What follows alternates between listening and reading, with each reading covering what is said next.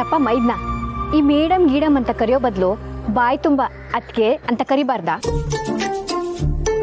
ನೋಡಿ, ನಾನು ನಿಮ್ಮನ್ನ ಮೇಡಮ್ ಅಂತಾನೆ ಕರೆಯೋದು. ನೀವು ನನಗೆ ಮೈದ್ನ ಅಂತ ಕರೆಯೋದೆಲ್ಲ ನನಗಿಷ್ಟ ಆಗಲ್ಲ. ನೀವು ಮೊದಲೇ ದೊಡ್ಡ ಮನೆಯವರು, ಅಲ್ಲಿ ಕೆಲ್ಸಕ್ಕಿರೋನು, ಅಂದ್ಬಿಟ್ರೆ ಇನ್ನೇನು ಇಲ್ಲ. ಈಗ ನೀವಿಬ್ರು ನಿಮ್ಮ ಜಗಳ ನಿಲ್ಲಿಸ್ತಿರೋ ಅಲ್ವೋ? ಹೊರಡೋಣವಾ? ಸರಿ, ನೀವಿಬ್ರು ಕಾರಲ್ಲಿ ಕೂತಿರಿ, ನಂಗೊಂಚೂರು ಕೆಲಸ ಇದೆ, ಮುಗಿಸ್ಕೊಂಡು ಬರ್ತೀನಿ. ಮತ್ತೆ ಕೆಲ್ಸನಾ? ಬಂದ್ಬಿಡ್ತೀನಿ. ಓಹ್, ಹೊರಗೆ ಬಂದ್ರು. ಅವಿ, ಅಭಿ ಮತ್ತೆ ನಿಧಿ ಹೆಸರಲ್ಲಿ ಅರ್ಚನೆ ಮಾಡಿಸಿ ಬಡ ಮಕ್ಳಿಗೆ ಪ್ರಸಾದ ಕೊಟ್ಬಿಡಿ.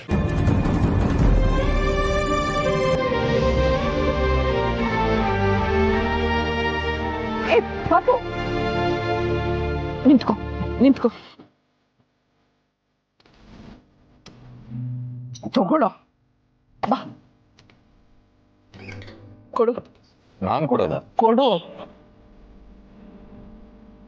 ಸಮರ್ಥ್ ಮತ್ತೆ ಸಂಧ್ಯನ್ ಹೆಸರಲ್ಲೂ ಅರ್ಚನೆ ಮಾಡಿ ಪ್ರಸಾದನ ಹಂಚಿ.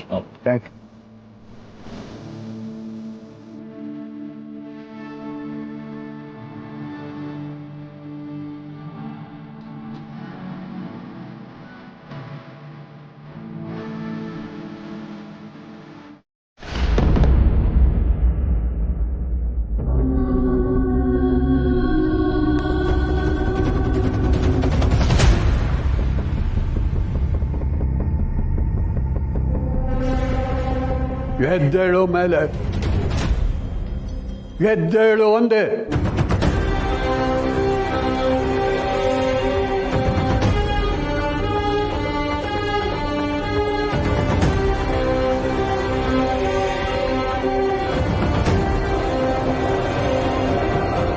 ಈ ಮನೆಗೆ ನಾನೊಬ್ಬ ಹಿರಿಯ ಅನ್ನೋದನ್ನ ಮರ್ತೇ ಬಿಟ್ರ?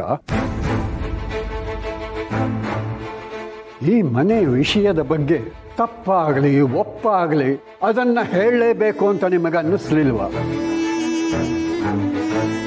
ಈಗ ಇಷ್ಟೆಲ್ಲ ಆದ್ಮೇಲೂ ಇದನ್ನ ನನಗೆ ತಿಳಿಸ್ಬೇಕು ಅಂತ ನಿಮಗೆ ಅನ್ನಿಸ್ಲಿಲ್ವ? ಹೋಗಲಾಡಿ, ಇದರಲ್ಲಿ ನಿನ್ನೂ ಸೇರ್ಸೇ ಹೇಳ್ತಾ ಇದ್ದೀನಿ. ಈ ವಿಷಯ ಎಲ್ಲ ನಿನಗೆ ಗೊತ್ತಿತ್ತು ತಾನೆ?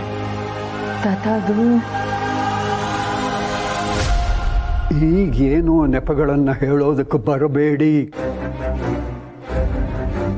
ಈ ವಿಷಯ ನನಗೆ ಹೇಳಬೇಕಾಗಿತ್ತೋ ಇಲ್ವೋ? ಹೇಳ್ಬೋದಿತ್ತು ತಾತ. ಮತ್ತ್ಯಾಕೆ ಹೇಳಲಿಲ್ಲ? ಯಾವತ್ತು ಗೂಂಡಾಗಳು ಮನೆ ಬಾಗಿಲಿಗೆ ಕಾಲಿಟ್ರೋ ಆಗಲೇ ಅನ್ಕೊಂಡೆ ಇಲ್ಲಿ ಏನೋ ನಡೀತಾ ಇದೆ ಅಂತ. ಆ ಕ್ಷಣದಿಂದ ಇವಳ ಮೇಲೆ ಒಂದು ಕಣ್ಣಿಟ್ಟಿದ್ದೆ. ಇವಳಾಗೆ ಬಂದು ನನಗೆ ಹೇಳಬಹುದು ಅಂತ ಎಷ್ಟು ದಿವಸ ಕಾದೆ. ಆದರೆ ಹೇಳಲಿಲ್ಲ ಇವಳು. ಯಾಕೆ ಹೇಳ್ತಾಳೆ? ಇವಳ ಪಾಲಿಗೆ ನಾನು ಸತ್ತು ಹೋಗಿದ್ದೀನಿ.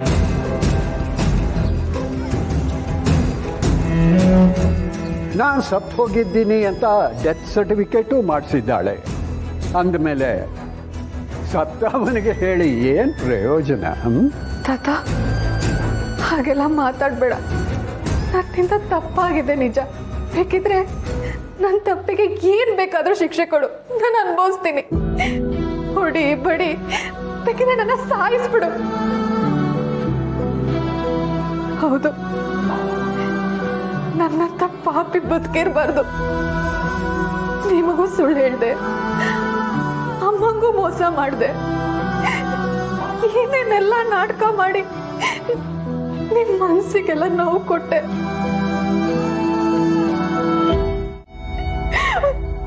ಬದುಕಿರ್ಬಾರ್ದು ತಾತ, ನಾನು ಬದುಕಿರ್ಬಾರ್ದು. ನನ್ನ ಸಾಯಿಸ್ಬಿಡು.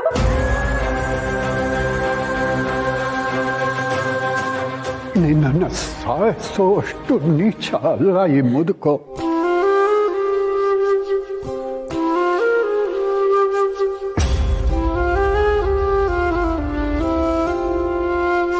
ಯಾವುದೇ ಮಕ್ಕಳು ತಪ್ಪು ಮಾಡಿದಾಗ ಅವ್ರನ್ನ ಬೈದೋ ಹೊಡೆದೋ ತಿದ್ದೋದಕ್ಕೆ ಪ್ರಯತ್ನ ಪಡ್ತಾರೆ. ಆ ಮಕ್ಕಳು ಬುದ್ಧಿ ಕಲಿತು ತಪ್ಪನ್ನ ತಿದ್ದುಕೊಂಡು ಜೀವನಾನ ಕಟ್ಕೋತಾರೆ ಅಂತನ್ನೋ ಆಸೆ. ಯಾವುದೇ ತಂದೆ ತಾಯಿಗಳು ಮಕ್ಕಳನ್ನ ಹದ್ದು ಬಸ್ತಲ್ಲಿ ಇಟ್ಕೋಬೇಕು ಅಂತನ್ನೋದು ಆ ಮಕ್ಕಳ ಮೇಲಿನ ಅಧಿಕಾರದ ಹುಚ್ಚಿನಿಂದಲ್ಲ, ಮಕ್ಕಳ ಮೇಲೆ ಅವ್ರಿಗಿರೋ ಪ್ರೀತಿಯಿಂದ. ಆದ್ರೆ ನೀವು ಆ ಪ್ರೀತಿನ ಅರ್ಥ ಮಾಡ್ಕೊಳ್ಳಲ್ಲ. ಈ ವಯಸ್ಸಲ್ಲಿ ನಾವೆಲ್ಲ ನಿಮಗೆ ರಾಕ್ಷಸರ ಥರ ಕಾಣಿಸ್ತೀವಿ. ಅದಕ್ಕೆ ಅದನ್ನ ನಮ್ಮಿಂದ ಮುಚ್ಚಿಡೋದಕ್ಕೆ ಹೋಗಿ ಏನೇನೋ ಅನಾಹುತ ಮಾಡ್ಕೋತೀರಿ. ದೊಡ್ಡವ್ರ ಮಾತು ಕೇಳಿ ಒಳ್ಳೆಯ ಜೀವನ ನಡೆಸಿದ್ರೆ ಸಂತೋಷವಾಗಿ ಸುಖವಾಗಿ ನೆಮ್ಮದಿಯಾಗಿ ಇರ್ಬೋದು. ಇಲ್ಲ ಅಂತಂದ್ರೆ ನಿನ್ನ ಹಾಗೆ ಹಾದಿ ಬೀದಿನಲ್ಲಿ ಮನೆಯವ್ರ ಮರ್ಯಾದೆಯೆಲ್ಲ ಕಳೆದು ಕೊನೆಗೆ ಪ್ರಾಣ ಕಳ್ಕೊಳ್ಳೋ ಸ್ಥಿತಿಗೆ ಬರ್ತೀರ.